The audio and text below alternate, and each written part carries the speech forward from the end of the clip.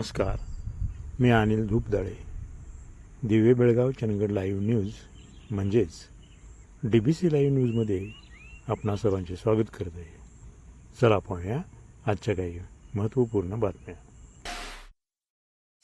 गडिंग्लज नगरपालिका शाहू सभागृहात केंद्र शासनाच्या योजनेअंतर्गत मुख्याधिकारी देवानंद ढेकळे यांच्या मार्गदर्शनाखाली 14 जुलै नमस्ते दिन साजरा करण्यात आला. पालिकेच्या सफाई कामगारांच्या सुरक्षेच्या दृष्टीनं आवश्यक असलेल्या सुरक्षा साधनांचं वाटप प्रभारी नगराध्यक्ष महेश सलवादे यांच्या हस्ते करण्यात आलं.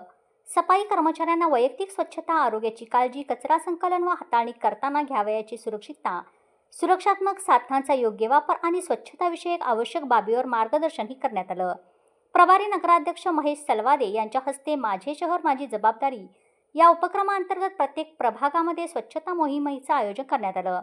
गडिंग्लज शहर स्वच्छ शहर ठेवण्यात सफाई कामगारांची महत्त्वाची भूमिका आहे. या सफाई कर्मचाऱ्यांच्या हितासाठी कायम खंबीर व्हा असं आश्वासन सलवादे यांनी यावेळी दिलं. नॅशनल सफाई कामगार कर्मचारी फायनान्स अँड डेव्हलपमेंट कॉर्पोरेशनकडून मिळणारे प्रशिक्षण, आरोग्य विमा, मुलासाठी शिष्यवृत्तीचा यांचा लाभ घ्यावा असंही यावेळी सांगण्यात आलं. यावेळी प्रभारी नगराध्यक्ष महेश सलवादे, प्रशासकीय अधिकारी सारिका खोत, स्वच्छता निरीक्षक दस्तगीर पखाली, लिपिक पंकज दड्डीकर, शहर समन्वयक वर्षा कांबळे, मनवेल बारदेसकर, शैक्षणिक संस्थेचे पदाधिकारी यावेळी मोठ्या संख्येने उपस्थित होते. गडिंग्लजहून DBC लाईव्ह न्यूजकरिता जर्नलिस्ट रावसाहेब यादव. राम मंदिर संप्रदाय भजनी मंडळ आषाढी वारी पायी दिंडी सोहळा वल्लभगड ते पंढरपूर पायी दिंडी 14 वर्षाकडे वाटचाल करीत आहे. मंगळवारी दिनांक दुपारी 12 वाजता राम मंदिर देवाची पूजा करून पायी दिंडी कार्यक्रमाला सुरुवात झाली. रामकृष्ण हरी, पंढरीनाथ हरी अशा टाळ मृदुंगाच्या गजरात गावातून पायदिंडी कार्यक्रमाला सुरुवात झाली. गावातील महिलांनी दिंडीचं स्वागत पाणी घालून वारकरीचे आशीर्वाद घेतले. दिंडी कार्यक्रमात प्रतिदिनी हरिपाठ, भजन, कीर्तन, काकड आरती असे कार्यक्रम नियमानुसार पार पडत आहेत. दिंडी प्रमुख म्हणून काशीनाथ शेलार तर दिंडी चालक म्हणून हायबत्ते रामचंद्र महाराज मार्गदर्शनाखाली पायी दिंडी सोहळा सुरू होणार आहे. सदर वारी पायी दिंडी पंढरपूरला दिनांक 23 जुलै रोजी पोहोचणार आहे. दिंडी कार्यक्रमात 30 महिला, 45 पुरुष असा समावेश आहे. आपण दिंडी कार्यक्रमाला बापू शेलार, आप्पा शेलार, बंडा शेलार, रावसाहेब वाघमोडे, मल्हारी वाघमोडे, नामदेव शेलार, माजी सैनिक प्रकाश मगदूम, सदाशिव शेलार, पांडुरंग गोरे, पुंडलिक कुंडेकर, आनंद शेंडे, रवी शेलार आदी मान्यवर उपस्थित होते. DBC लाईव्ह न्यूजकरिता रिपोर्टर पांडुरंग पाटील, संकेश्वर.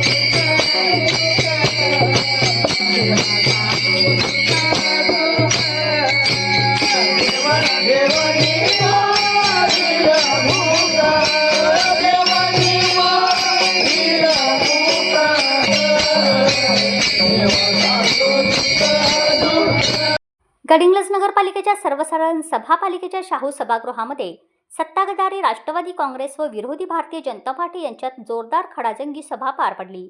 विरोधी भारतीय जनता पार्टी विरोधी पक्षनेत्या स्वातीताई कोरी व त्यांच्या सहकाऱ्यांनी आमचे सभापलटावर आमच्या कामाचे विषय येत नाही वगैरे कारणास्तव जोरदार खडाजंगी सुरू होऊन नगरसेवकांनी सभात्याग करून बाहेर पडले. बाहेर हॉलमध्ये निर्देशनाच्या घोषणा देत भाजपा महायुतीच्या विजयाच्या घोषणांचा पुकार सुरू झाला. विरोधी नगरसेवक बाहेर गेल्यानंतर सभेमध्ये सर्व विषय आवाजी मताने मंजूर केले.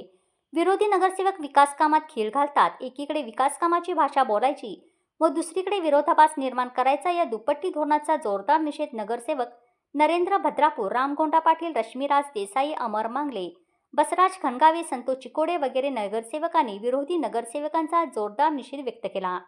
शहराचा विकास करण्याऐवजी ते होऊ नये अशी भावना व्यक्त करणारी मंडळी यांचा अधिकार करून शहराच्या विकासाला खीळ घालून विरोध करणाऱ्या मंडळीच्यावर बदनामीचा गुन्हा दाखल करून शहरी विकासाला चालना द्यावी अशी मागणी नगरसेवकांनी केली.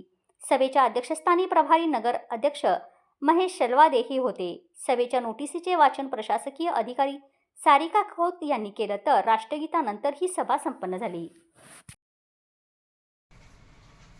चंदगड तालुक्यातील शिवणगे येथील शाळेमध्ये सावित्रीबाई फुले दत्तक योजनेअंतर्गत शिक्षण घेतलेले नरसू पाटील हे गडिंग्लज उपविभागामध्ये त्यांनी अनेक शैक्षणिक संस्थांचा डोलारा उभा केलेला आहे. त्यांच्या कार्याचा आमच्या DBC लाईव्हचे चंदगड प्रतिनिधी प्रदीप पाटील यांनी घेतलेला आढावा मुलाखत स्वरूपामध्ये आपण पाहूया. माझे परममित्र नरसू पाटील यांच्या घरी आम्ही आज आलो. त्यांच्या आत्तापर्यंतच्या वाटचालीत त्यांनी अनेक शैक्षणिक कोकण कॉन्ट्रॅक्शन गोष्टी करत आले. पण एक मित्र आणि गडिंग्लजच्या मेडिकल असोसिएशनच्या माध्यमातून काही गरीब इतर मेडिकलच्या व्यवसायातल्या लोकांना थोडं मार्ग मिळावा म्हणून गडिंग्लजमध्ये ते एका मेडिकल संस्थेत मागीलच वर्षी त्यांनी 1-3 वर्ष झाली ती संस्था ताब्यात घेतली. त्या ठिकाणी काही घटनाक्रम घडले. जीवनात घटनाक्रम घडायला काय माणसाच्या वेळ लागला, पण एक माणूस एखाद्या शिक्षण संस्थेच्या पाठीमागे पडताना त्यांना काही ज्या अडचणी आल्या त्याचे आज काही इन्कम होते त्याच्याबद्दल ते आज सविस्तर आमच्या चॅनलवर बोलतील. नमस्कार. नमस्कार. आज मला आनंद आहे. माझे मित्र आदरणीय प्रदीप आज इकडं खास या भेटीसाठी माझ्या निवासस्थानी आलेले आहे. खरं तर आम्ही आयुष्याची सुरुवात खूप चांगल्या पद्धतीनं शिवणग्याला शिक्षण घेत असताना केली. मला खास आवर्जून सांगावंसं वाटतं की शिवणगे शाळेमध्ये सावित्रीबाई दत्तक पालक योजनेमधला मी विद्यार्थी. हे मला अभिमानानं सांगावंसं वाटतं, कारण माझ्या शिक्षणाची सुरुवात आणि माझ्या खऱ्या अर्थानं करिअरची सुरुवात त्या सावित्रीबाई दत्तक पालक योजनेमुळे झालेली आहे. आत्ताच माझे मित्र म्हणाले की दिशा शिक्षण व विकास केंद्र गडिंग्लज या संस्थेची 2 मेडिकल कॉलेज अस्तित्वात आहेत. E.B. Gadkari homeopathic medical college आणि Narasu Patil college of physiotherapy अशी 2 कॉलेज त्या दिशा शिक्षण व विकास केंद्र या संस्थेची आहेत. या संस्थेच्या माध्यमातून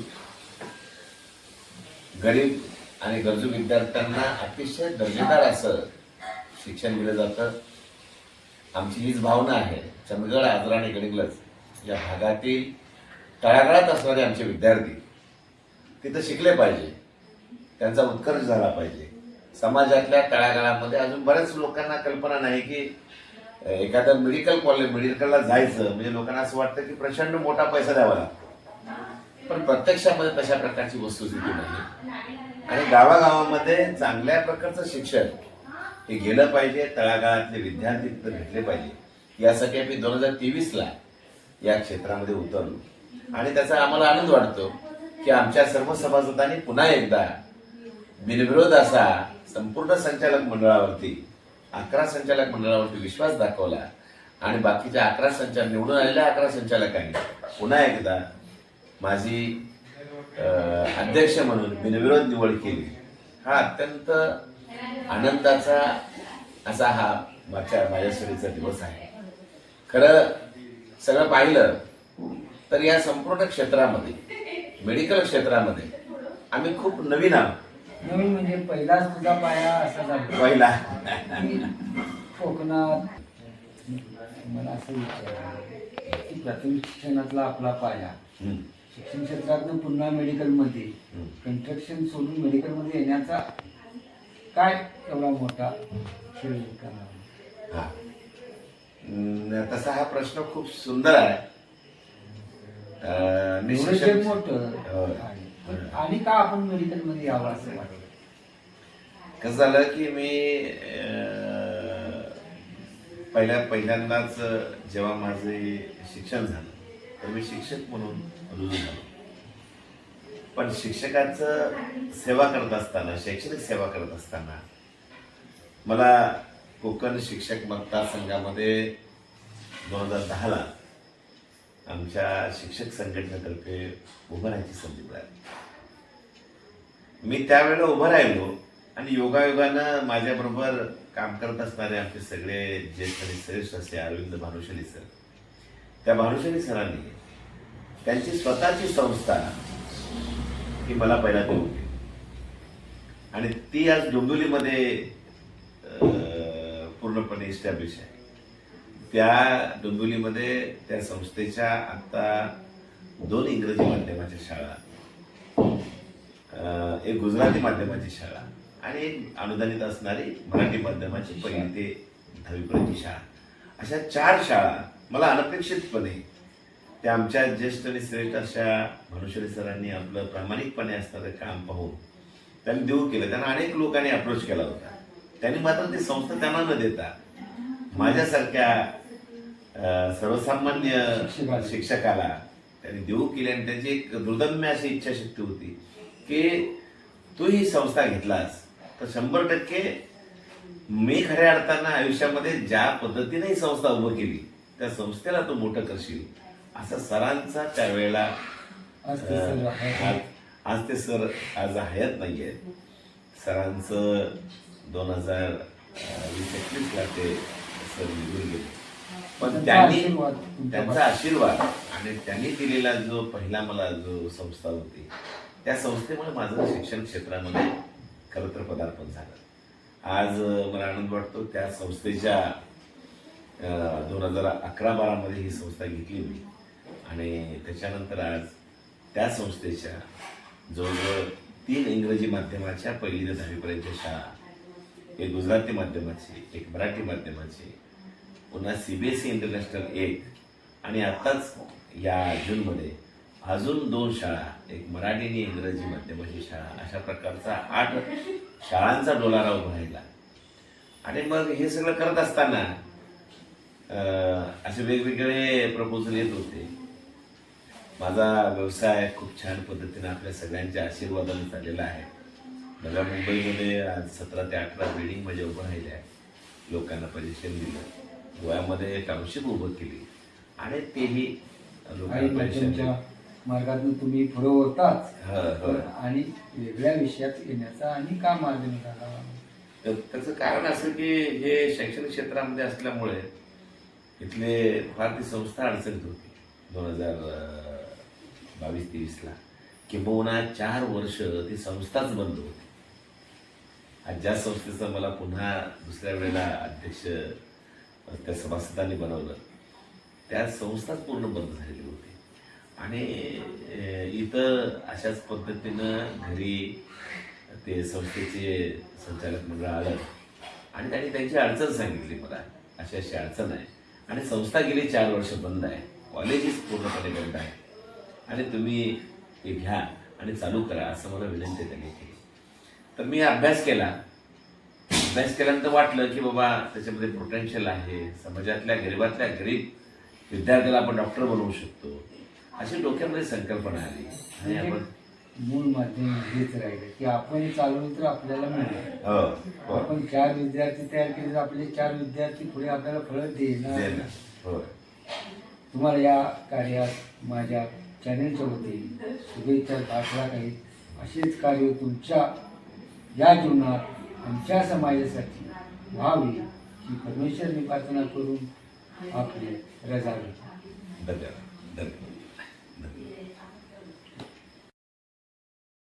DBC लाईव्हच्या बातमीपत्रामध्ये आपण इथंच थांबूया. धन्यवाद.